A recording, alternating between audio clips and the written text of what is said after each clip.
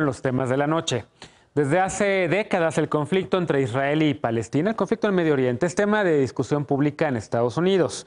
Pero desde hace 40 años no había una división de posturas y apoyos tan grande hacia los israelíes por parte de la opinión pública de Estados Unidos y por parte de quienes se identifican con el Partido Demócrata por un lado o con el Republicano por el otro. De hecho, antes ambos partidos o los simpatizantes de ambos, republicanos y demócratas, compartían más o menos la misma simpatía hacia Israel. Pero la decisión de Trump de reconocer a Jerusalén como la capital israelí ha abierto una enorme brecha entre ambos partidos y sus simpatizantes. La internacionalista Ana Velasco lo explica en el siguiente material.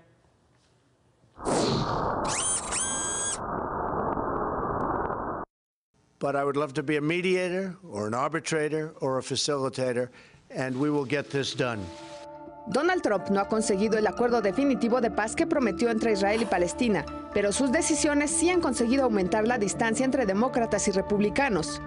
La oposición de opiniones entre ambos partidos respecto al conflicto entre Israel y Palestina es la más amplia de los últimos 40 años, según el Pew Research Center. El 79% de los republicanos dicen que respecto al conflicto simpatiza más con Israel que con los palestinos. En 1978, la simpatía de los republicanos hacia Israel era del 49%. Entre los demócratas, en cambio, hace 40 años el 44% simpatizaba con Israel, hoy lo hace solo el 27%. La encuesta fue realizada por el Pew Research Center entre el 10 y el 15 de enero, luego de que Estados Unidos reconociera a Jerusalén como capital de Israel. Dado que Jerusalén también es reclamada como capital por Palestina, los líderes de ese país rechazaron la decisión estadounidense y pidieron que Francia y Europa jueguen un papel más importante en los esfuerzos de paz entre ellos e Israel.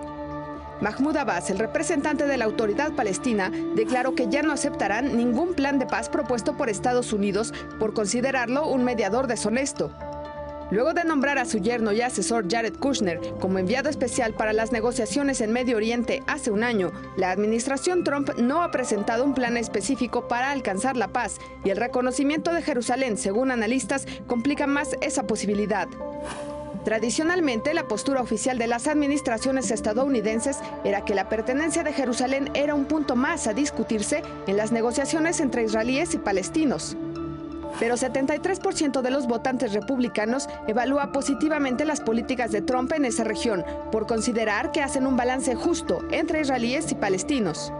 Aunque el reconocimiento de Jerusalén como capital de Israel y el anuncio del traslado de su embajada a esa ciudad fue abiertamente rechazado por la comunidad internacional, en una reciente gira que hizo por Medio Oriente, el vicepresidente de Estados Unidos, Michael Pence, informó que su país trasladará su embajada a fines de 2019.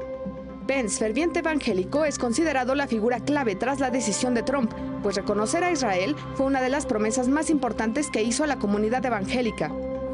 De acuerdo con el Pew Research Center, el 81% de los votos evangélicos emitidos en las elecciones del 2016 fueron para Trump y el 78% de ellos simpatizan con Israel sobre Palestina. Para Foro Global, Ana Velasco. El presidente de la Autoridad Palestina, Mahmoud Abbas, ya fue muy contundente en decir que si Jerusalén sigue siendo reconocido por la administración Trump como la capital de Israel, entonces Estados Unidos pues no estará en la mesa de la negociación y lo desconocieron ya, como bien decía el reporte de Ana. Pero también Donald Trump ya le respondió al presidente palestino desde Davos en un encuentro con el primer ministro Benjamín Netanyahu. Donald Trump amenazó a los palestinos de retenerles fondos de ayuda si no regresan a la mesa de negociación con Estados Unidos y con Israel.